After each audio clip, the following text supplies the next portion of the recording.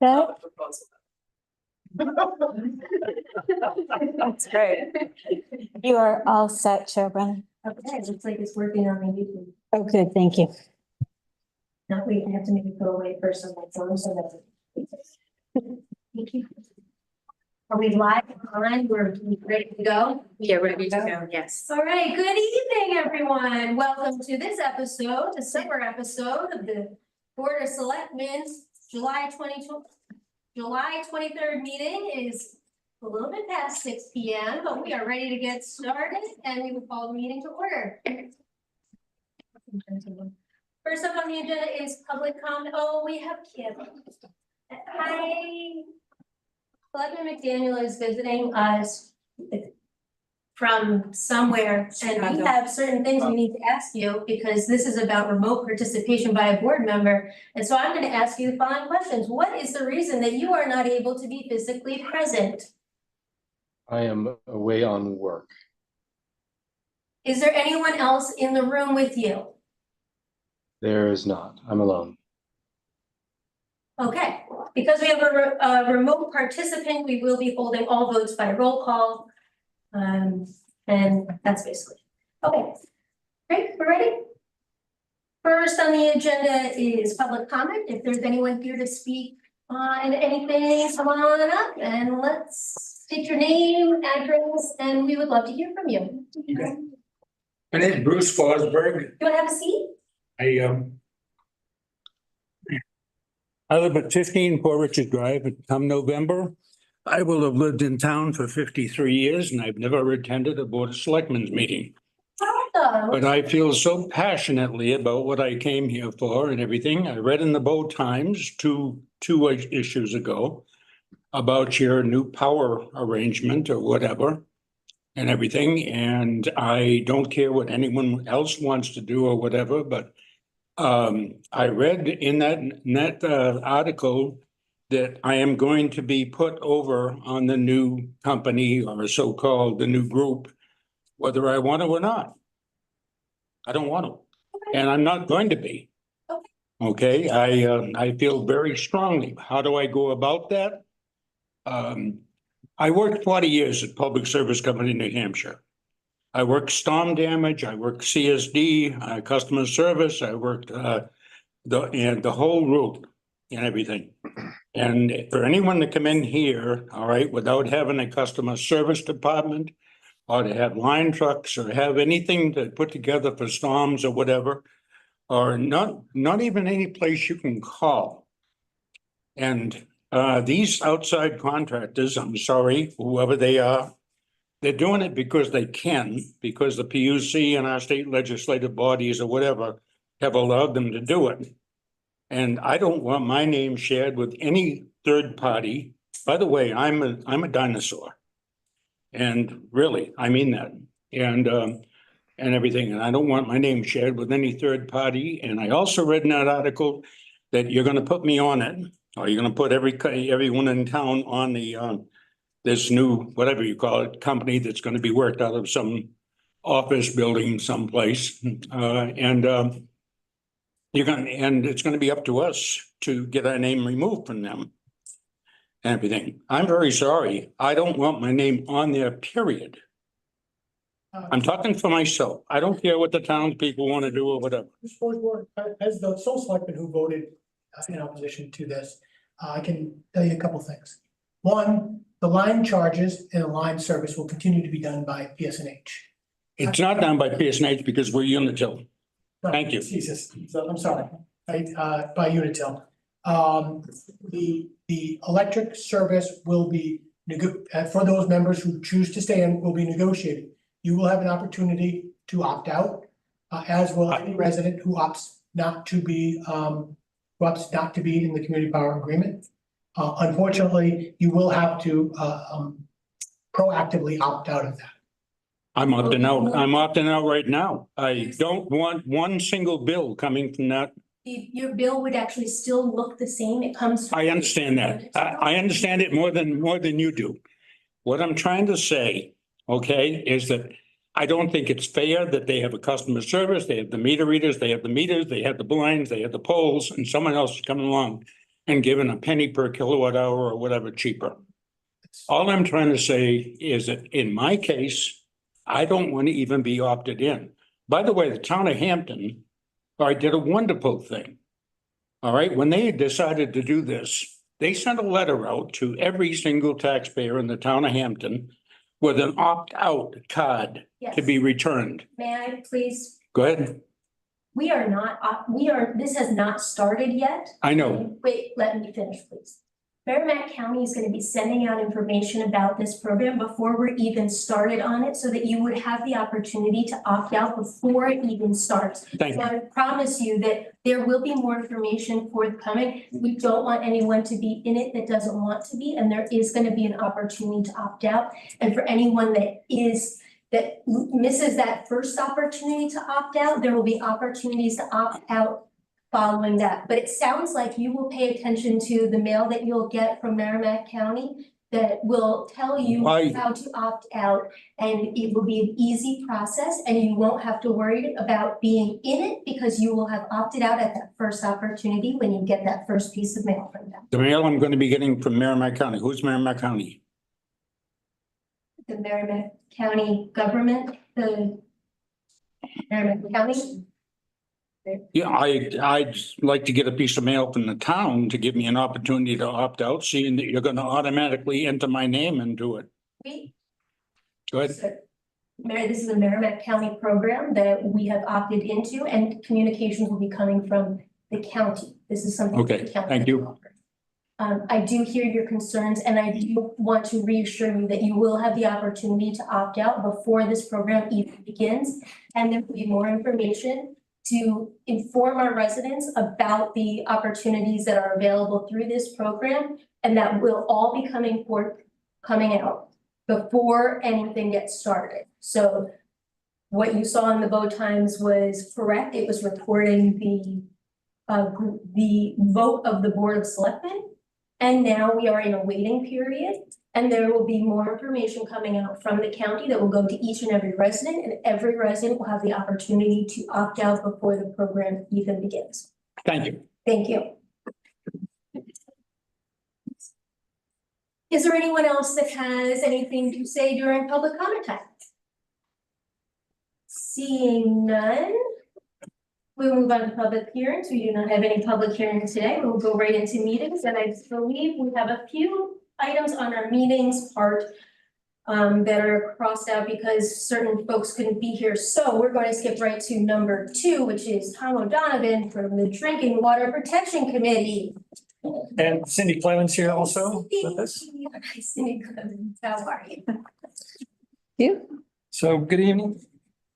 We're here on a topic we've been working on for quite a few years. And we appreciate the opportunity to chat for a few minutes. I'll start by telling you a little story. We got contacted through the town staff about 2 years ago with a request from the power plant to consider hooking up our water system to the power plant because their water quality at the power plant had dropped so substantially they were concerned about its impacts on the operations of the power plant system. We conferred with them, talked a little bit about what they were working on, and then provided them water quality reports. And they came back and said, no, your water is as bad as our water is. We can't use it in the power plant. It's kind of an interesting illumination of the challenge that we're facing. So we're going to talk today about the salt contamination problem in the municipal water system. So let me start a little bit for those who don't know the water system real well. The water system consists of 2 production wells, observation wells, pump house, treatment systems, a water tank, and a distribution system, and a SCADA system. And it's located here. I brought in this map of town for those who haven't been down to it. The pump house is here, the wells are here, and the distribution system runs throughout this area down here. This green line is what's important to note for today. This is the wellhead protection area. This is the area where, as best groundwater hydrologists and geophysical experts at DES and other locations can determine that contamination in this area ends up in the wells, to simplify that. So it draws from the full aquifer, which you can see is this area here. But this is the area that they're concerned about based on geology that was designated as the wellhead protection area when the system was established. It was completed in 2012, so we're coming up on 12 years old or so. There are 30 service connections, about 100 people, non-transients that use the water over the long term. There are, of course, transients that go in and out, people that go in and work in the offices and buildings and facilities that are in the distribution area. It's regulated by the heavily regulated and effectively regulated by the Drinking Water Bureau of New Hampshire, DES. They monitor all the testing and all the other aspects required to operate a drinking water system. It's operated by a contracted and licensed operator, Whitewater, who is on a multi-year contract with the town to operate the system for us. The revenues are about $150,000 per year, and those are published each year in the annual report, so everybody in town knows how much revenues we're pulling in. Those rates are not set to fully recover the cost of operating the system. The system is subsidized by the town, so the costs for operations, maintenance, capital infrastructure, improvements, and long-term changes to the system have to be covered outside the rates or above the rates that are charged. The wellhead protection area that I talked about a few minutes is about 2.5 square miles. So it's about 9% of the total area of Bow is inside that wellhead protection area. And for the 12 years it's been operating, it has met or exceeded all regulatory requirements by New Hampshire DES. So the system is doing well. However, we do have problems with sodium and chloride contamination, and we've had problems in those wells since day one. The Drinking Water Committee has been concerned with this for many years, and we started requesting that the operator test more frequently than was necessary in order for us to understand what was going on over the long term with sodium and chloride contamination. However, the testing has been somewhat inconsistent. We lost some of the data during the years as different contractor operators came and went and those sorts of things. And so we're presenting to you the best picture we have at this point right here. So I'm looking at your handouts. You're looking at our report, 2-page report that looks like this. Nods around the room. Great. See that chart at the top is a really kind of a key summary. You can see back in 2014 when we really were pushing the operator hard to give us test data. We were at about 397 micrograms per liter or parts per million. And we just drop the units off there because units get confusing in water all the time, especially if you're dealing with PFAS. So we'll say we were at a score of about 400 at that time. Then you can see we're missing a bunch of data in there in the years in between. And then you can see that our average now over on the right-hand side is 440. So we went from 400 to about 440 on the average, but you can see also that we've had some spikes. And we'll talk a little bit about what that is. Now, the next line down is the EPA SMCL, the secondary maximum contaminant limit. MCLs are limits set by EPA and DES and the legislature on what can be in water and still be consumed. A secondary MCL is a designation of when you should be concerned about your water, but is not legally required for you to stop distributing that water. So it's an SMCL. It's based on aesthetics, taste, and other considerations depending on what chemical you're worried about in the contaminant. There is a EPA health advisory at 60, a score of 60. So people who are on heart medicine, blood pressure medicine, and those sorts of things should be very concerned about sodium and chlorides in their water and should be paying attention to any water that's above 60, a score of 60. All this information on this is all available. You can see I've given you the references in the DES fact sheet and some other linkages there. The best approach to reducing salt in drinking water is to stop putting it into the wellhead protection. Treatment of salt, once it is in groundwater, is extremely expensive. Essentially, the most effective and most economical approach is reverse osmosis, and that is very expensive. High energy requirement, high maintenance requirement, and it also produces wastewater. Because of the way it works, it pulls the salt or other contaminants out of the water and then concentrates it in the remaining what's called the wastewater. And now you have to deal with that. So you basically got super salty water and drinking water going from one side. So reverse osmosis is a typical treatment for salt water. It does not work at the scale and amounts of water that we're talking about here. So the experience of Merrimack, who is one of the towns in New Hampshire that has had significant groundwater salt contamination in their wells, is very important for us to note. They actually had a well get so bad they had to take it offline. And they went to work some years ago to reduce salt application in the wellhead protection area for their production wells, and with some good effect. They also had to do a bunch of other things. As you know, they had PFAS contamination, a bunch of other things. And they've had to hook up to water systems, and Cindy can talk about that if you're interested in that. But the key point is they had to go to work to really address the salt contamination in that well. So that's kind of the stage, that sets the stage of the information that we're at right now. So now what we've got is a set of recommendations for you, starting on page 1A. And the first thing we recommend is have the operator continue to test and report on a monthly basis the salt contamination, the chloride and sodium amounts that are in the drinking water. And we believe that this is important because you do get seasonal variation. Sometimes, once you saturate the groundwater, you stop, you lose that seasonal variation, and we think it may be possible we've lost that seasonal variation. In other words, the area is not able to clean itself out during the summer when there's no salt being applied on the roads, those kinds of things. So all of a sudden your seasonal variation all of a sudden becomes flat. That tells you you've overloaded the system where it can't even clean itself out. And that happened in Merrimack. They lost their seasonal variation. We don't know if we've lost seasonal variation. You can look at the chart and the ups and downs on the right-hand side, and you can tell yourself maybe there's seasonal variation in there, maybe there's not. So we recommend continued testing at the 2 production wells and at the observation wells.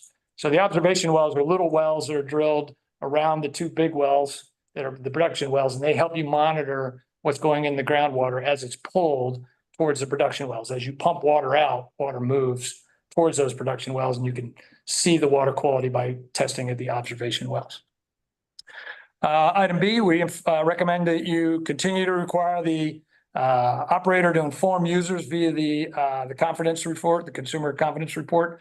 They're already doing that in accordance with NHDES requirements, and EPA requirements says what has to be in the consumer confidence report.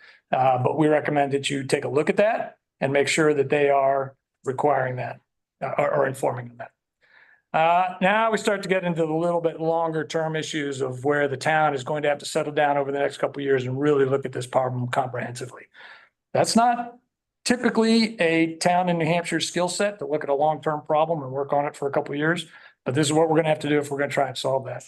So we're going to have to take a look at salt application mitigation strategies, particularly for Route 3A. And you can see from the map back there that the Route 3A runs right through the middle of our wellhead protection area. Members of the committee believe that Route 3A is the primary source of the chloride contamination for this. So there's possible different sources. 93, the highway, could be it. DOT has gone to extreme measures to reduce salt application on 93. And I'll give you an example. If you drive on 93 now, you see they have digital speed limit signs.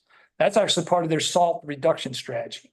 Previously, they could not direct people to slow down during bad weather when they reduced their salt quantities and were concerned about road quality.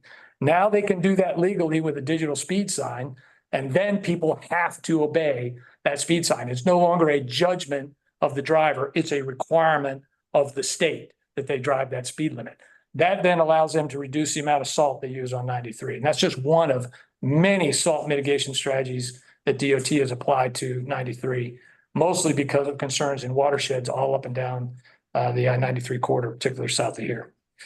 Just to give an example of how much salt is going down on 3A, I picked up these samples of salt crystals off of 3A in late April of this year, long after salt application had ended. The salt application is so thick down there. At one point, it was over an inch thick on some parts of the road. And if you ever drive 3A in the weeks right after a snowstorm, you'll see this sort of white fog that you're driving through. That's just salt that you're driving through.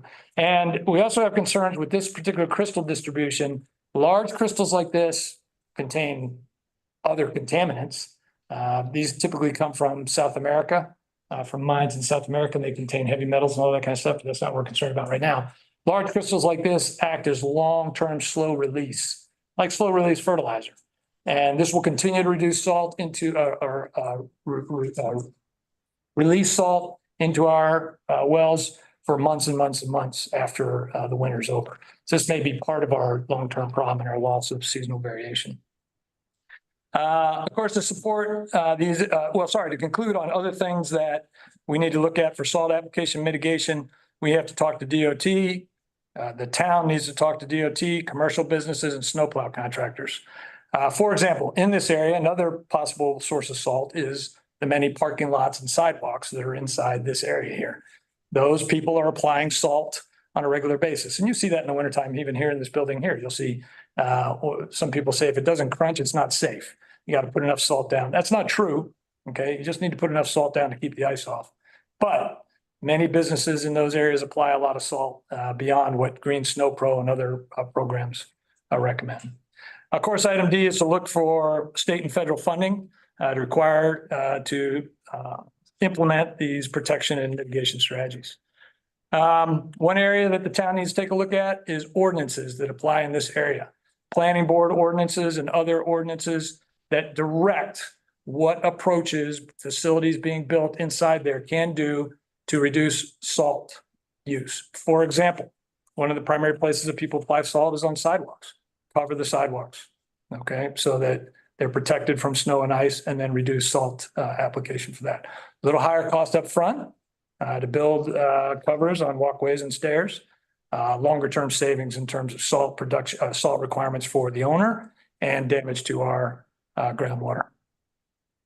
Many of you are familiar with the Green Snow Program. Chris, I know you are. You've been a big fan of Green Snow Pro. But Green Snow Pro only takes you so far.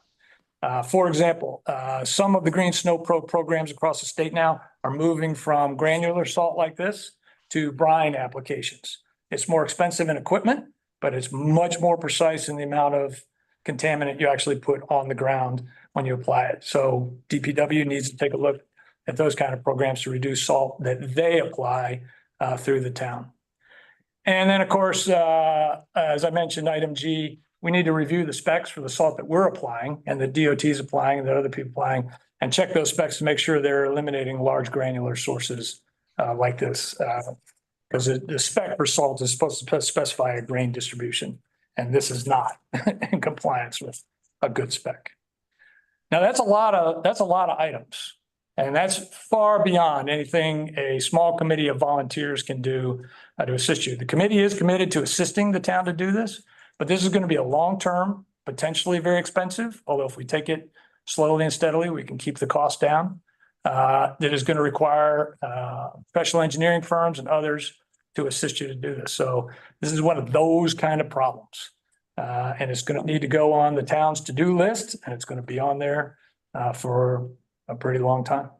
Do you know, Tom or David, how many people are affected by or using the municipal water that is affected by this? Yeah, about 100. There's about 100 people registered on the system that live there long-term. So that's on DES's tracking. There are residential and commercial, right? So 100. Yeah, 100 people. There's 33 service connections. Okay, and there's about 100 people living in there full time. Now there's transients, people coming in, working during the day and leaving. Okay, but there are people living there full time. The one thing I don't see here is what the maximum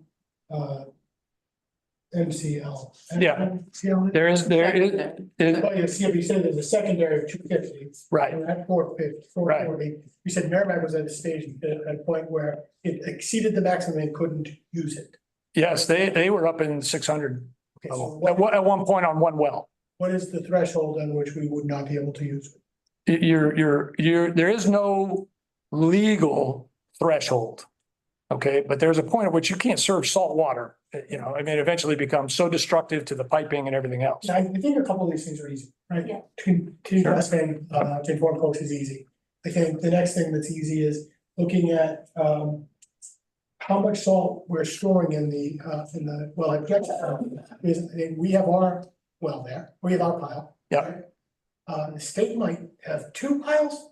Well, actually, it's more interesting than that. So Tim Sweeney has already gone through the wellhead protection and identified not only where there are current piles, but where there are previous piles where the contaminant may still be working its way through the ground to get there. So investigation of those, that would fall under recommendation C, that you start looking for sources to then identify what you want to do to mitigate. Now, the salt that's being stored already is stored in accordance with law, because law now requires for salt storage various approaches to ensure groundwater protection. So we don't think, that's why we don't talk about the salt pile specifically here. We don't think today those are any longer a major source of contamination. And the other thing is we own a street sweeper. And so if there's that much valuable salt on our streets, we should pick it back up, $90 a ton. You know, I'm a big fan of actually picking up sand and salt after storm and recycling, but that's not currently an approach. So you could, I mean, in April, we should be picking those back up and or we should be having DOT do it. It's their salt and sand. what It's if? their road on 3A. This is off of 3A. 3 days. It's their road. So. That's why I have DOT listed. We have DOT listed in item C as. And Yeah, they're not going to be easy to work with. Tim Sweeney's already tried to talk to the district manager. He's not really, you know, he's got a district-wide DOT district, which covers several towns. Yeah. He's got a district-wide problem, and so he's operating under DOT guidance. So if we'll focus on 93. And Tom, would you say this is an issue that affects beyond Bow? This is affecting multiple communities. It's not only Bow that is dealing with this kind of salt contamination.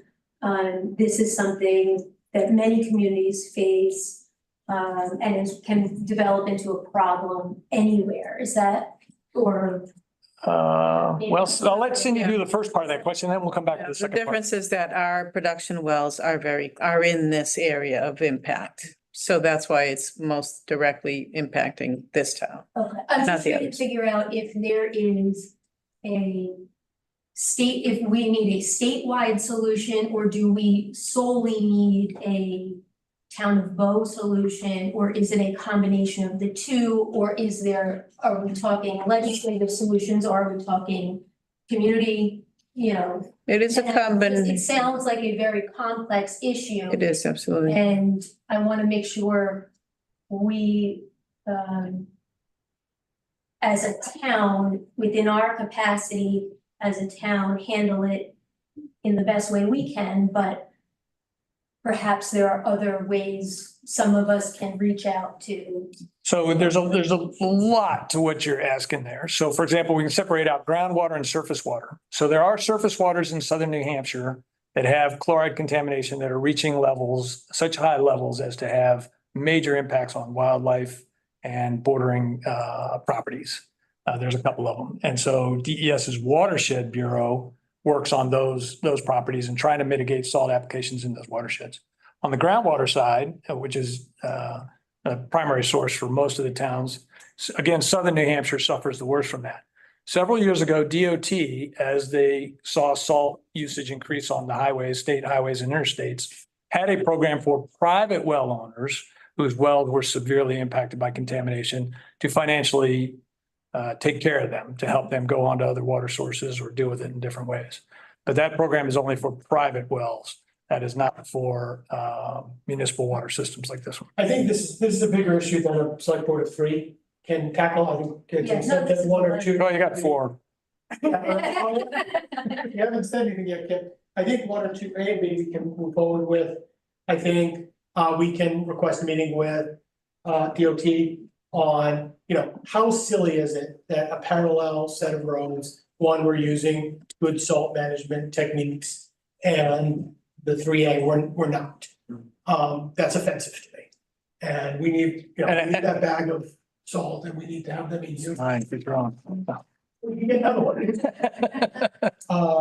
And I think we need to start there. We also have to understand this is only 100 residents, and large, expensive solutions are gonna be difficult to tackle for a system that isn't already self-funded. Yeah, and it's, again, Chris, I want to emphasize, they don't have to be expensive solutions. If we take a comprehensive, long-term, steady effort to reduce salt going into the system, that can substantially reduce the expense. No? Yeah. And you did say it was expensive. It could be expensive. Sorry. So I think we should, David, do we need to have a motion to continue our quarterly? No, just continue to do that. So I'm just gonna note for the record that David reported to us that we could just continue to do the quarterly testing on both zones, and that we will continue to make the appropriate competence report disclosures. And additionally, I think I'd like to make a motion that we request a meeting with some of the select board and DOT to talk, and our friends in the blue shirts, to talk about some of the possible solutions they might have for us. Second. Okay, there is a motion and a second. Is there any further discussion? No, you're good? Okay, because we have a remote participant, we will be doing a roll call. If you are in favor, you'll say aye. Ready? Your mic on? Selectman McDaniel. Aye. Okay, Selectman Nicholas. Aye. Vice Chair Colby. Aye. Chair votes aye. Unanimous 4-0 because we do have a missing select board member. Tom, what do you think the chances are that somebody who knows about the snow plow program could do something in both times? Maybe even a combination between somebody who cares about the environment and somebody who understands the legal protections that have. It's a phenomenal program for salt appliers. And now it's been around 8-9 years. For those salt appliers who get liability protection if they use good salt management techniques. Liability protection is extremely valuable. I know insurance companies are now considering that when they underwrite risk. Because these people potentially have less liability for the policy. To just try to get that out there. I'd love to have people proactively looking at us. Yeah, Yeah, it's something that we'll the take that on. committee can, Yeah, we'll try take to that get on. that. We'll do a first draft for you. You can find a lawyer to, someone who can do the other half, kind of like what that means, or an insurance. Yeah. Okay. I would like to conclude with two announcements. So this session today represents the transfer of chairmanship of the Bow Drinking Water Protection Committee from Tom back to Cindy, who had it for many years. And of course, Sandy had it for years before that. So I've been the chair for 3 years. I don't think people should stay chairs for long periods of time. I don't think it's good for organizations. And I come from a culture where leadership changes regularly to help organizations grow and move forward. So Cindy has graciously agreed to, and the key to the office, which is the pinnacle of power for the chair of the Drinking Water Committee, has been passed to Cindy. Back to me. Back to. So in 3 years, he just said that you can't be there too long. So that means, Or Sandy would take it.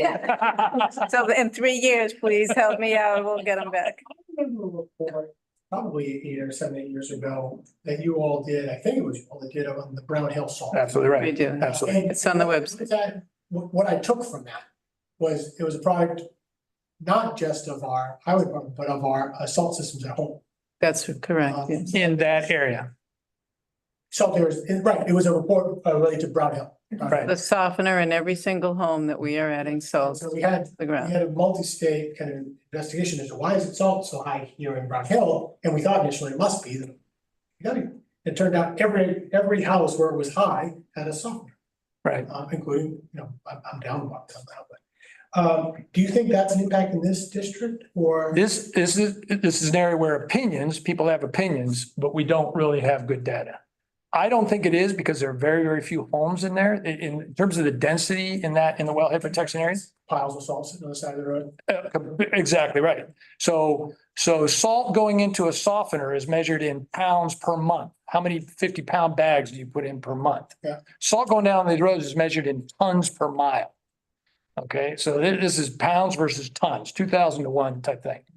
You also have impacts of people, the urine has high chloride, particularly for Americans on their diet.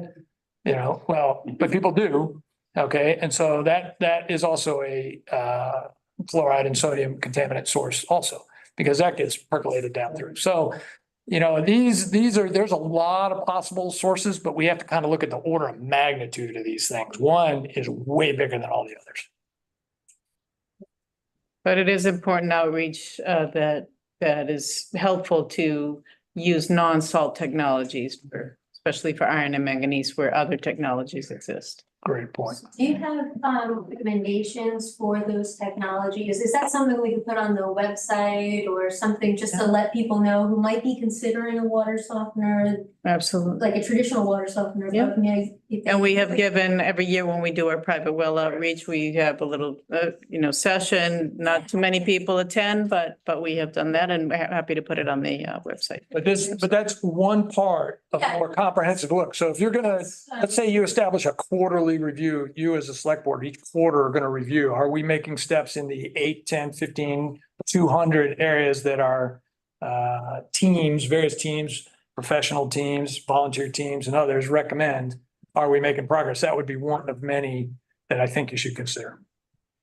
Thank you very much. Yeah, and the second announcement I'll make, now I'm taking off my water committee hat, put my Open Spaces hat on for a minute. So we did complete our work, the Open Spaces volunteers would complete their work on the 2 parking lots that we told you about last time we came by. The trees have been taken down safely. Slash has been removed, trees have been removed, and we had a meeting this morning with Tim Sweeney and his team to essentially hand over those sites to Tim, and he will now, on an as-available basis, begin to work on those 2 lots. So the project's moving forward. We very much appreciate the town's support on that. We think it's a good thing. Thank you so much. I do see a hand raised, so before you go, just. I think she's trying to get the key to be chair. Sandy Crystal, One Shoreview Drive. I really want to emphasize that, while definitely the drinking water and municipal well component is important, the salt issue is, or chloride issue is, there are hot spots all over town. And from the sampling for Turry Pond, there's an inlet to Town Pond that has been extremely high, like over 700 milligrams per liter, which is very high, which is way above that 250. Granted, we're not drinking it, but you can understand that that would affect the organisms growing in the aquatic organisms and such. And that's probably, we need to figure out the watershed for that location. But it probably includes the Bow Middle School and Bow Elementary School, which would include those parking lots too. So that's something that we need. So it's, while clearly looking at the municipal is very important, we need to think of it as being really a town-wide issue. Thank you. Thank you. Is there anything else? I just had a question about, I know the residents receive results, right? They get the consumer reports, right? Do they understand, or within those results, is there a clear understanding of how the increase can affect them if they are on medications, or if they have high blood pressure, or No, is there no guidance for that? Comes No, up that's, to- and I'm not sure that, EPA would require that, because then that would put a liability onto the operators. Right. Oh, you're telling me my water's not healthy for me, and, Great. so I was- we yeah. produce, for the operator for the town produces that report in accordance with EPA and DEA. Well, thank you both very much. Absolutely. For your Thank you. service to our community, and keep up the good work. Okay, next on our meetings, Carrie. You're up. Community development, scanning bid acceptance. You ready for this? Hi. You ready for this? I'm ready. Okay. All right, so as you all know, we've been working, our volunteers worked for a year to prepare our property files to be scanned. They completed that work. And I have posted an RFP to solicit bids for the scanning project. We received 5 responses, and I'll say there was definitely some variation in how they presented those bids, which made it a little bit difficult to determine who was the lowest bidder. But I sent you some analysis that shows my attempt to mathematically level them. So my reading right, one was 35,000, and those 28. What do you think? Right, so what they originally submitted, the one was 23,700 and one was 28,800, but once you adjusted them to even out the quantities, the 28 one ended up being lower. So they provide an estimated quantity of documents. I tell them I have 76 file drawers full. They all came up with different estimates of how many pages that's gonna be. The bids tell us their unit pricing and then their estimated quantities, but they're actually gonna bill us based on the actual quantities. So it was important to make sure that a bid that looks low wasn't just underestimating the quantity. Okay. So I even them out. And after that, Records Force becomes the lowest bid. at 28.8. They are located in Portsmouth, and I reached out to references that were pleased with their work. So that is my recommendation. I know that previously the board had allocated, set aside $30,000 of ARPA funds for this project. And then in the second part of my memo, I laid out a few additional cost considerations. Data link is something that I believe we should do now. It's a DocStar add-on that will make it so we don't have to type in addresses when we index each document. We'll just put in the block and lot, and it'll automatically connect to the assessing database to pull in the address. So it'll say we pay per keystroke for the indexing for this. After they scan them, they're gonna put in index the documents so we know what they are and which lot they belong to. So saving the keystrokes alone is going to save us that $3,200 right there. And then all of the work that our staff and volunteers have already done in scanning, it would save so much time not typing in addresses. And when you start typing in addresses, it really opens up the opportunity for typos or writing DR instead of drive and just not being consistent. So if we stick to block and lot, we'll be very consistent and accurate. I'm comfortable that the block and lot records are accurate enough to, Yes. okay.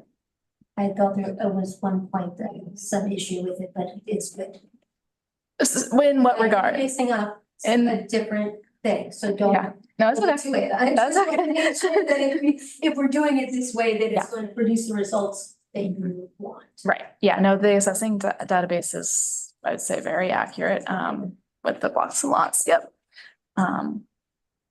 So that is a one-time fee of $3,200, and then it will add $379 to the annual subscription fee that is paid for DocStar. I will say that quote was from PIF, which was the company that we were working with for DocStar. I recently received a letter that they transferred our service to another company. And so we're in a little bit of a transition right now. The new company said that they will most likely honor the quote, but they hadn't confirmed it yet. I'll make the motion that we accept Carrie's recommendation. Community Development Director Carrie's recommendation on the 28,044, is that right? 28,848. Plus DocStar fee of $3,200 to be paid from the reserve money in the ARPA fund. Or data. Second. Okay, I have heard a motion and a second. Any further discussion? Hearing none, we will be doing a roll call. If you are in favor, you will say aye. Selectman McDaniel, Aye. Selectman Nicolopoulos, Yes, aye. Vice Chair Colby, Aye. Chair votes aye. That is unanimous 4-0. Thank you. I'll just note a couple more things is that there may be an additional fee to actually import all this data into DocStar. So they scan it and hand it to us on an external hard drive, and then it has to get pulled into DocStar. So we're waiting for the transition to the new company. They haven't been able to give me a quote for that. So I would return with that. My recommendation to you is if it's not something that will be easily absorbed in your 24-25 budget, Mhm. you should not spend the 32,000 doing the letter. You know, if it's $800, you'll figure that out, right? You just. Yeah. well, No, we'll return with that information. Sure. I was hoping we'd have it by now, but If it's something that will fit in your budget, you don't need to come back to us. got it. The other thing I'll say for the future, so right now we're hosting DocStar files here in the town server. In the future, I think it'll be important to put that on a cloud server. One, it's gonna be a huge amount of data. Two, it'll allow public access, which I think was one of the major driving forces behind this project to begin with. So Prepare that for your budget next year. so we will be looking into that for the future. And then and one more note is that this is the first round of files. We have more files, other departments have more files, but this is step one. You have more than Great. 72 files? Very interesting. These are the top priority ones. These are the property records. We do have other, we do have, in the basement, we have old building permits. Yeah. We have all the planning and zoning application files, so we have other stuff, but this is the key priority ones. Okay, thank you. There's a lot of paper in this building. Thank you. You just Yeah. Timeline? what your practices are, your best practices now with scanning stuff in as well. Yeah, so. That's right, but what are you doing? So we are not creating any more paper. So that's huge. So that's, we're not creating more.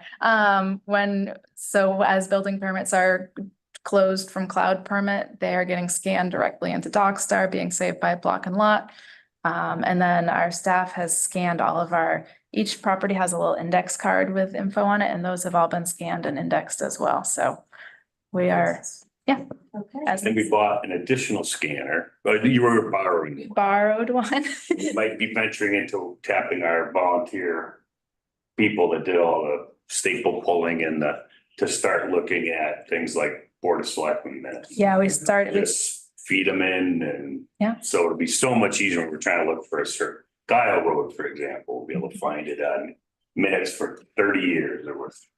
yeah, so we started looking at scanning old meeting minutes, and we purchased a small scanner so that it's super fast, super high quality, and it's portable. So whoever has scanning needs around the building, volunteers can take it into the conference room. So Okay. Yeah. Well, thank you very much. thank you. Have a good night. David, I'd like to make a motion on something that's not on the consent agenda. Brought to my attention that the transaction between Rising Tide and SDA Communications, which is a cell phone tower unrelated, really unrelated to us. They're selling their rights in our lease, has made us aware that we forgot or we don't have meets and bounds in our ground estoppel certificate. So I'd like to authorize town manager to execute a ground estoppel and amended memorandum of lease assignment for the current ground lease to Rising Tide to SBA Communications pending review of town council. Second. Okay, heard a motion in a second. Any further discussion? Hearing none, we will do a roll call. If you are in favor, you'll say aye. Selectman McDaniel. Aye. Selectman Nicolopoulos. Aye. Vice Chair Colby. Aye. Chair votes aye. Unanimous 4-0. I should say, should I, you need me to do the, are there any opposed? Oh, okay. That's 4-0. Nobody was opposed. We're moving on. Make a motion to approve the consent agenda? I will second that.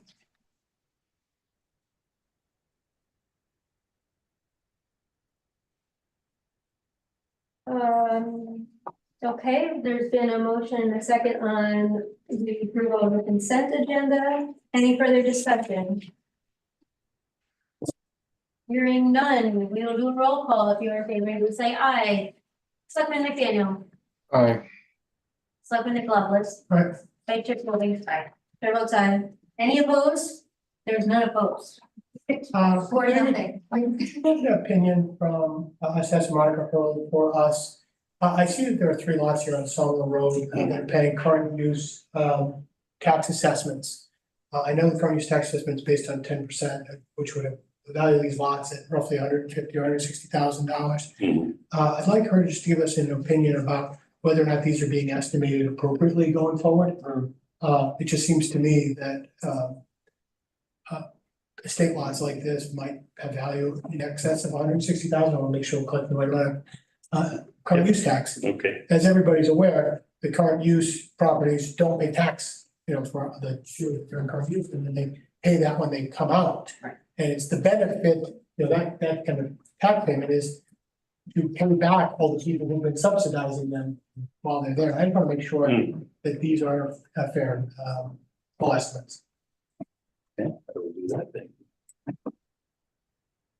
Okay, now we're on to the town manager's report. Yes, I just have one item, the update on where we are as far as our expenditures for fiscal year 23-24. looks a little bit better than it had. I think the last time we looked at it, we were estimating like 250,000. But this is where we're at, and what we're looking at now with anticipated expenditures and encumbrances, that we would end up out of the appropriation, we would end up with 669,649 unspent in the $12 million budget. And what about unanticipated revenues? Yeah, no, we don't. This was the one we were worried about first with but we'll have the revenue. So, but we're now. The revenues will be high. 669 plus all that interest from the savings accounts then. Right, 669 is just the unexpended on the appropriation side, but yes, Yeah. there will be, Okay. yeah, there That's will good be news. additional revenue. Can you pass on thanks to Cheryl to us for Absolutely. getting this? Anything else, Steve? No, Okay, Was I at the meeting on June 19th? yes, did you do the Yes. consent? yes, we did the consent. Was there something? Unanimous. Wow, that must have been prepping ahead, Yeah. thank you. I'll make a motion to approve the for June 18th. Second. There is a motion and a second. Any further discussion? If you are in favor of approving the minutes, you'll say aye. Selectman McDaniel, Aye. Selectman Nicolopoulos, Vice Chair Colby. Aye. Chair votes aye. There are no opposed. I can just tell you, just by looking around the room, this is unanimous for nothing. Right, what's next? Town manager, second question. Yes, The issue with the bridge on Eagle Trail. Department of Public Works is willing to go in and remove, do we have an update? yeah, number 5, Yeah, Yes. from the club. will we jump to, Yeah, what do you do? going to Oh. that one? It's on the agenda. It's on the agenda, perfect. Yes, sorry, that's. For discussion purposes, I'll make a motion to approve the acceptance of a bid from Keyco AV Equipment for the streaming recording equipment as outlined on page 12 and 13 of our packet, 12 and 18 of our packet. Second. Okay, there's been a motion and a second. Any further discussion?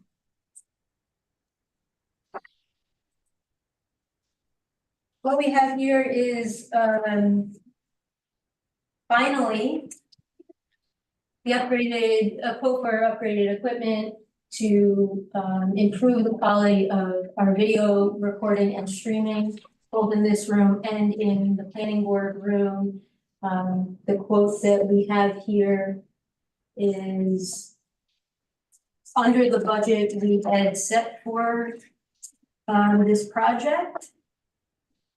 I'm just trying to find the exact number. Yeah, the board had designated, I think it was 50 something at one point in the ARPA funds.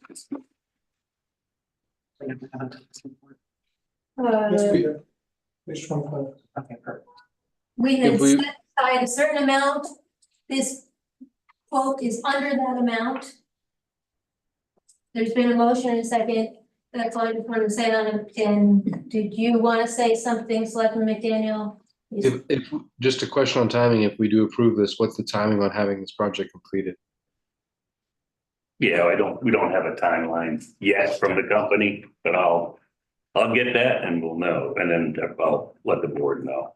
Yeah, if you could just follow up, that'd be helpful. Yep. That's it, from me, Chairman Brennan. Okay. All right, David, is this the provider who's basically the only game in town? Yes, Good, but Okay. If you are in favor, you'll say aye. Selectman McDaniel, Aye. Selectman Nicolopoulos. Aye. Vice Chair Colby, Aye. Chair votes aye. Any opposed? Hearing none, motion passes for nothing. Thank you, Chair Brennan and Town Manager staff for sticking with that process. a little while, isn't it? We're not done yet, so there's no celebrating. No, but still, thank you. We got one Right step direction, forward. yes. We like taking steps forward, that is important, and we have taken a step forward, thank goodness. Okay, number 3, organizational goals. Yeah, if I could, I sent out a email to the board asking if you had any ideas. I heard back from Selectwoman Colby and a few others actually that, you know, we seem to have a fair amount of stuff that's still rolling along or that needs to be tied up. So taking that into account, I have some of these that I'm recommending that they roll over from our goals, 23, 24 goals, as well as just a couple of other new ones. And then again, it's up to the board, you know, if we want to agree to take these on or we're happy with, again, rolling on with the projects that weren't necessarily done and with our outstanding project list. I just didn't know if there was anything else that seems to. I'd love to have a short meeting before meeting, where we just kind of brainstorm some of this stuff, see if we should be adding stuff. What do you think? Especially given that we're going to hear from telecommunications committee, yeah, the property reevaluation, That makes sense. So we're a couple of things. and we have hazard mitigation. Or next meeting. So can we, is it the consensus of the board that we would put off approving the organizational goals until the next meeting, or? Unfortunately, I think I'm gonna be traveling at the next meeting, but what I was thinking is maybe for September, we come in at 5 and order pizza and just go through them in a public meeting, but just go through and talk about what things you might want to add, what things need to be modified. Yeah. I mean, because when I look at this, I see the welcome to vote signs on here, and I'm like, we can take that off, because we did approve something and, Yeah, but I think we need to note that we're still waiting for someone to hand them into the. oh, okay. I just, Need someone to. But we still need to do the vote I did too. not want to, what, Oh, what? Were we gonna do the voting? Having trouble with the vendor. Okay, Oh. okay, so forget, that was a bad example. I'm so down. Yeah. My Scratch from this, recommendation so is we forget have that. this meeting, in the first meeting in September, we meet at 5. Not on 10. I know, here we go again. Some primary or something, I think. Yeah, there might be a primary that day. So let's move the September meeting to the 17th now. That's silly, right? That's Yeah. good. Great. So meeting is gonna be moved to the 17th, Tanya? We just. Just a question, are you, so then are you still going to, does the board still wanna have the meeting of September 24th, which would be the 4th Tuesday? Yeah, Okay, you so, know, we can cancel it if by then we're caught up, but okay, so That's how I September assumed. 17th and then 24th. sure. Correct.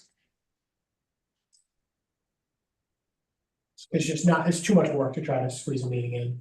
And I'm sorry, Selectman Nicolopoulos, the September 17th, the board consensus, 5 o'clock. Meeting at 5 to 6, we're gonna brainstorm our draft goals for 24-25. There might be pizza, I don't know. You want to post it There as a better work be, let session? me just say, there better be pizza. Yeah, So it's just. Yeah, there was, I was promised pizza, so. Right. You don't want I a would hungry just- board if making somebody these else goals handles the- decisions. Ordering and bringing, I will pay. I got you. You fly, I'll buy, yeah. Yeah, I'll make a motion. I don't wanna be responsible for the pizza not showing up. I'd rather wait for mine. Thank you. Okay, so we're moving on from that. And number 4, library trustee appointment request. I think that's awesome. Yay. I'll make a motion to appoint the well qualified, maybe overqualified. Overqualified. To the library trustee. Second. All right, there's been a motion and a second. If you guys have any further discussion? Hearing none, if you're in favor, you'll say aye. Selectman McDaniel. Aye. Selectman Nicholas. Yes, aye. Vice Chair Colby. Aye. Chair votes aye. Any opposed? No one opposed. Unanimous for nothing. Thank you for your willingness to serve, Ms. Sheila Williams, as the new library trustee. Your experience will be a gift to that Board of Trustees. Thank you. Number 5. Yes, the status of the Eagle Trail Bridge, AA Lindquist. contacted the club, spoke to Mark Dubé. Mark Dubé. I guess he did express some sort of interest, and Tanya had asked him to provide something in writing as the board had, and we have not received anything at this point. So I don't have anything in writing, but he was very adamant that the board is planning on going in and making those repairs. So I did say, can I please have something sent to town manager Stack in writing? And then I reached out to him again today because it was meeting date and I hadn't heard. That's the Snowmobile Club who's saying they're adamant that they're gonna fix it? That's Mark Dubé from the Boat Pioneers, yes. He's the trail master, I believe. So I'll make a motion that we give them 60 days from tonight to issue us a proposed plan for their intention to adequately and safely repair the bridge consistent with all of the town requirements. Second? Heard motion in a second. Is there any further discussion? Yes, I would like to discuss. I don't know that 60 days is necessary. I think we need, because. We're meeting Hold on. next. Just one second, please.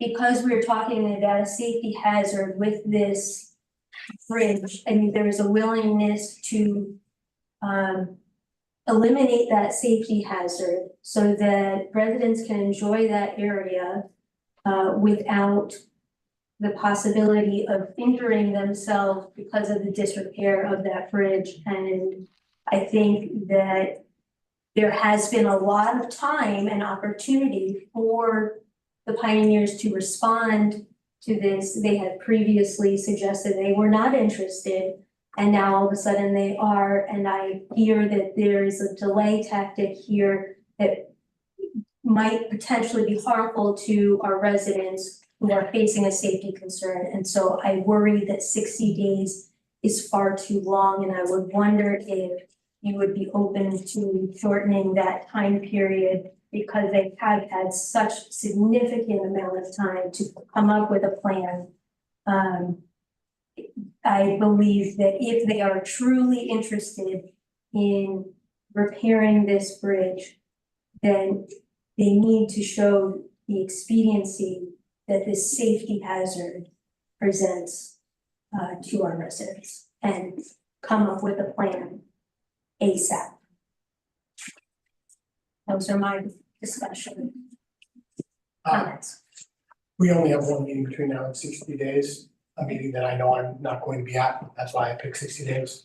I want a comprehensive plan that provides us how they're going to do it, and they're going to do it in compliance with all of the kind of relevant laws. I don't want just an email saying, yes, I'm doing it.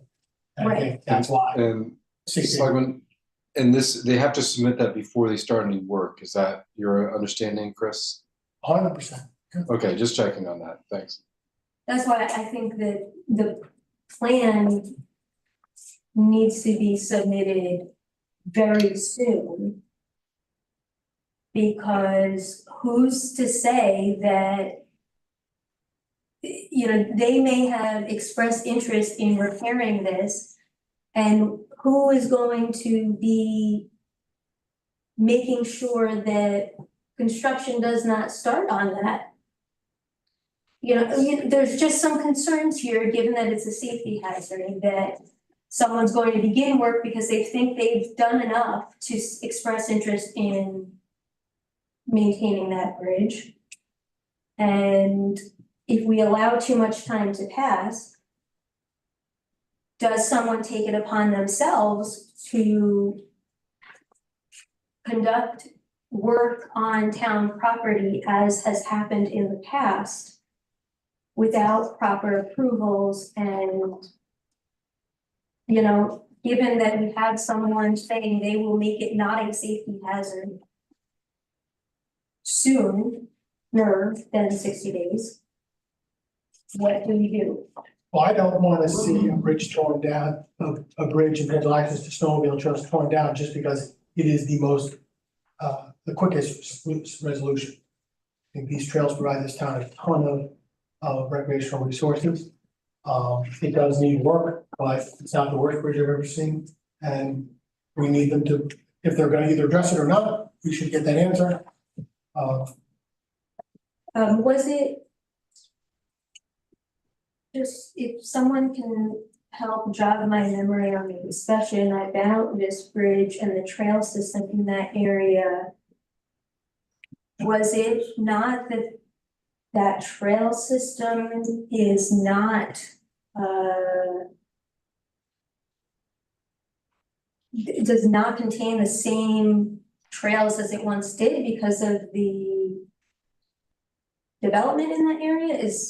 Am I mixing up two different trail systems? My recollection, and it can be incorrect, so let's caveat that, was that there was a hesitancy to fix that bridge because that part of the trail system has been severed in some degree because of the sawmill development. Those trails are still very robust in the sense that back there in that Hammond Preserve area, I know it's that I'm using a phrase that perhaps is still accurate. It's still very robust, so that having that bridge there is still very valuable, not just to snowmobiles, but to runners and walkers and casual users like myself. And so I think at first there was a hesitancy to do that, but it sounds from Tanya's statement earlier is that the pioneers have perhaps reconsidered maintaining that bridge. That is my recollection, but as I said, it can be wrong, and if it is, I apologize.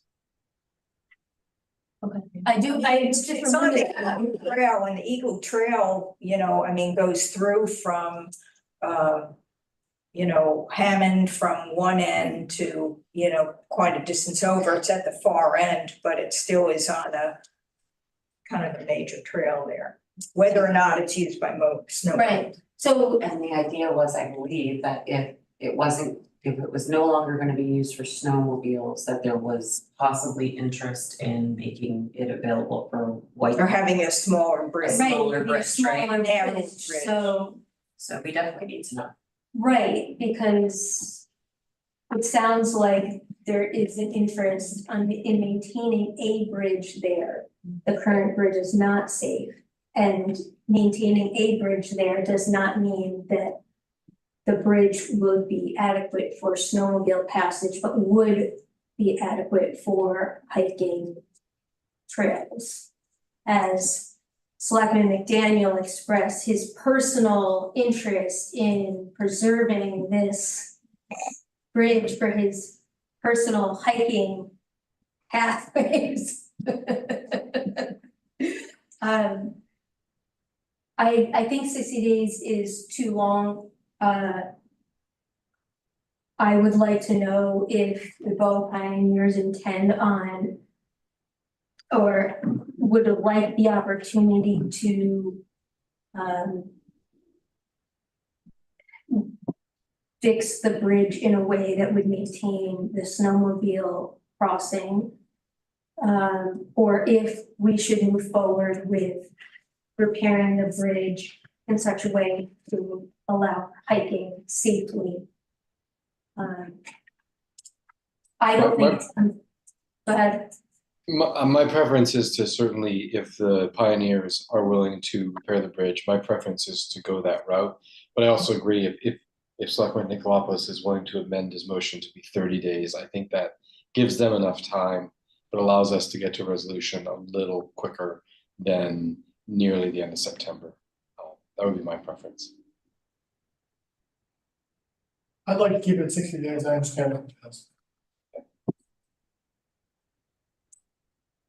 We have a motion, a second, Chairwoman Brennan, so do we want to vote on that? And if it Yeah, doesn't pass. hold on 1 second there, hold your horses there, buddy. If this was done in 30 days. And the repairs were done within 30 days after that. Wouldn't it give people the opportunity to use that bridge for hiking purposes long before the snow, which would expand the use of that area, so it's not all about accommodating the snowmobile club, but accommodating the entire community? Right now, it's in such disrepair that it's not being used. Is that That's fair to say, right? Yeah, and it's a hazard. And it's a hazard. So I think, you know, the sooner the better, just as far as letting people use it again. I don't. It's just the summer schedule is tough. It looks, you know, we're the 23rd now, our next meeting's the 13th. It's not unreasonable, you know, So we to can say- give them 30 days, there's Right. no reason they couldn't do it sooner than 30 days, and then we could, you know, So 30 days. so that we would be able to make a decision on the 13th to move forward one way or the other for repairs that could be done by the end of September. Pretty much we're just asking for a yes or no within 30 days. Isn't that a possibility? Well, I know, I asked the Like a question, I request mean, for- yes or no, we've heard yes, we've heard yes. No, but I'm that's, saying, I want We've more also than heard yes, I want a Yeah. plan that's consistent and compliant with our state laws and any other governing regulations within 60 days on your plan to fix this bridge. I'm not going to be here in 4 weeks, and I would hate for them to provide a half answer and have this bridge torn down before there's a meeting where I could be there. I don't think, you know, I've seen enough things in town, I know that we don't work so fast that we're going to, in 30 days, hear from them that there's not an adequate answer, and then 30 days later have a new bridge built that's good for walking. This takes time. I don't think it's unreasonable, given the fact that a month ago we heard they didn't want it, and now they're saying, in fact, they do want it. Well, and that's, Just, we took No, that, we took that on hearsay, they didn't want it. And then I we heard understand, that they just- do. how long has it been in disrepair? No, first time I ever saw a picture of that bridge was last week. So the point is, where have they been all along? And if we don't put a little pressure on the timeline, are they ever going to get back to us with a solid plan? You either want it or you don't put in the work to, you know, put together that solid plan consistent with state laws and expectations, or don't. do we know if this parcel is going to require any special permitting through DCFs or fishing game It approvals? may not, because it may be a top of bank to top of bank. Mhm. I I just don't want there to be more and more hurdles in the way. Right, well, I think also as part of the 60 days, they could identify needed permits. That's what I kind of envisioned them doing. Yeah, I mean, that's what the other question is, why don't you could have it be before the September meeting? But that's Then- for September meeting. Exact, rather than 60 days, what is this September meeting, and like back it up a week from that so that you can get it in for review before the September meeting, rather than having it less than 30 days till the next meeting. When's the Conservation Commission's September meeting? Tell you. The 16th. Oh, okay, so that's not gonna separate things. I mean, Except that if they get it to us before that. we can have them review it. I amend my motion that they give us this response by September 10th. Give us a week to get contribution. Yeah. That's acceptable to my second. He seconded you. I did? Yes, all of that. I'm in my motion. So amended, to have it by September 10th. Yeah. Selectman Nichols? Any further discussion? Hearing none, if you are in favor, you'll say aye. Selectman McDaniel? Aye. Selectman Nicolopoulos? Vice Chair Foley? Yes. Chair votes aye. Unanimous 4-0. September 10th. We have a request here from somebody that owns parcel in Hopkinton, hoping that we want to sell lot 21 to him on Hooksett Turnpike, which is a lot in Bow that we may possibly have taken as part of a tax deed. It appears that that land, if I'm reading these houses right, is all wetland, but also connects to some other town-owned lots. I have no interest or desire to sell a lot. You know, we do have a process where on occasion we sell unneeded land.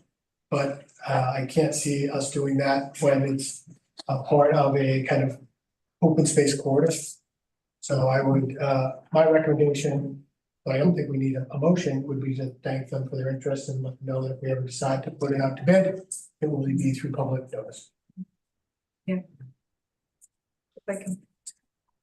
Sandy, go ahead. Sandy Crystal, 1 Shoreview Drive. Also, the floodplain on that lot basically covers just about the entire lot as well. So it's not only wetland, but it's floodplain. I think it's Boutwell Brook is what it's labeled on the map, so. It is all pasture, at least what I'm the. Yeah, I actually went out there today. There's a tiny strip at the front that's upland. And, you know, you would have to get a variance to build on it, and I'm not sure that. Yeah, I think that's lot 19 though. If I'm reading this map right, that strip in the front may be a different lot. It's the last lot in Bow. Oh, Yeah, he owns, what he bought was from, I think through tax deed from Hopkinton is the rest of this property, and there's a house there. The first lot. Just over the line, right, and obviously the town took that piece that's in their community somehow. And so I don't know, right, I don't know what his interest is, if it is just some of the frontage, I don't know if it's necessarily to try to build anything. Matt, it doesn't really matter what his interest is. This is town of Bow property. This is a new owner of that abutting property. This is like any random person scours our town maps and says, I would like to buy this piece of land from the town of Bow, and it's, you know. well past that reclamation period for tax deed. Yeah.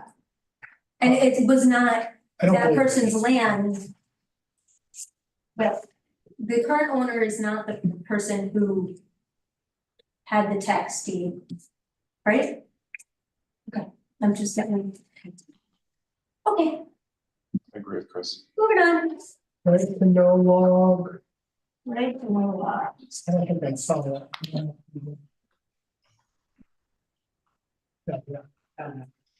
We've pretty well tapped our ARPA funds. And outstanding projects are gonna be on meeting in Sonoma. Are we really at bottom line? Were there, oh, just a report on the outstanding, the one long time outstanding that we had with the request for all of our police SOPs has been met. Awesome. Redacted the last few that we needed to, and they've been provided to the requestor. And I don't think there's really anything else, but. Well, thank you to the chief, to the police department, to Tanya for following up with the resident on a consistent basis. Appreciate it very much. Well, that was a long one. Okay. Are we really up? I think we're at bottom line. Selectman McDaniel, you got anything for us? I just say thank you for accommodating my work travel schedule, and I've probably spoken with Tom O'Donovan 15 times last year, and I learned something every time. He is a wonderful resource for the town. So I don't know if Tom's still there, but He's not. He's not. Well, it's on the record. It's on the record. Well, Sandy, we know Sandy. So that's it for me. Thank you. Selectman Nicolavia? I don't think I have anything. It's a wonderful summer. I look forward to being at the fire department on Thursday for some swearing ins. Is that right? Tonight? I Why is that on my calendar? don't know. I think that was a couple months ago. All right, I'm not gonna be there Thursday. Scratch that from the record. That's it. We'll be doing some, but not Thursday, not quite yet. I'm checking your calendar. I'm scaring you. No, it's not. I just. You just made it up? Yeah, and I've actually literally just changed somebody else's schedule so I could be there. Oh. Awesome. Oh my gosh. We'd like to hear anything else. I got a new dog. Let me just tell you, I am so disappointed that you did not bring the new I was on the road to the one. I am so excited for you that you got a puppy. In the next one. Next meeting. Okay, That's it. Thank you, guys. Vice Chair Colby. I also got a puppy. Snatching. Okay, you also need to bring your puppy next meeting too. This was a break from the puppy. Less Greg and the kids. Let's see, so, thank you to everyone on the select board for getting together and doing the, flag display, for the military, different military flags around the flagpole. It looks amazing, people love it, I love it, I think it's greatly appreciated. We did so many things. So I had an opportunity to cover for Selectman McDaniel 2 times last week. Once for the community building committee. He's got the cringe face, I got the cringe face, anybody else? So the community building committee met, they're doing a great job. They have narrowed the field down to 2 choices that they would like to be still up for consideration for presentation. And I think their plan is to next get together and decide what needs to be put together for CIP, which will be meeting in August, to the best of my knowledge. And then planning board we kind of got into another quick discussion about the select board's recommendation for the Westover open space not related to the Bow open spaces segment, but the other 20 acres. I was able to give an update from all the questions that the select board had asked at that meeting with Bob Pike. So I don't know what'll come of that. Stay tuned for Selectman McDaniel's updates on that. I think that's it. All right, Sure. sure, okay, I just want to give a quick shout out and a big thanks to Bo PD. We have an officer here with us today. With recent events, there have been some concerns about safety for any and all public officials. There have been reports of multiple aggressive comments on social media and the like. And I really want to express my deep appreciation to Bo PD for allowing us to have an officer here to make sure that we are all safe. And threats of violence or aggression to any member of this board, any town employee, anyone at all will always be taken seriously and will not be tolerated. And this community is better than violent, aggressive rhetoric that has been going around. This community deserves better. And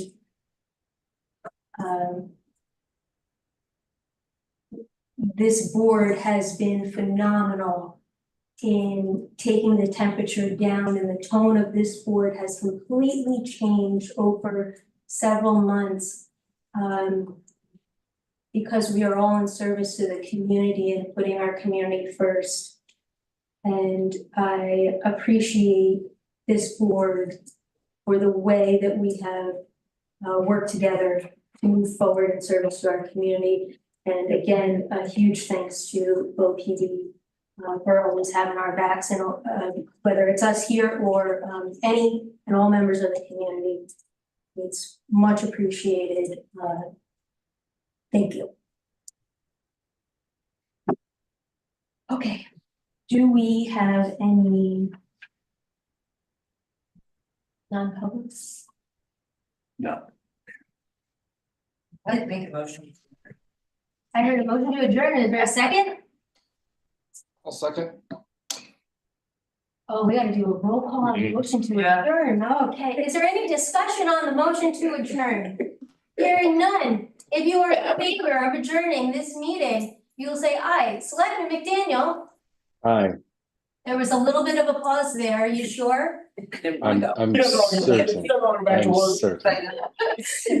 Selectman Nicolopoulos, Vice Chair Colby, aye. Chair votes aye. Any opposed? Seeing none, we are adjourned for nothing. Yeah, sorry, Sandy. Right, thanks all. Good night. Good to see you, man. Thanks. You're doing a great job. Everybody. Yeah, so you're enjoying it now.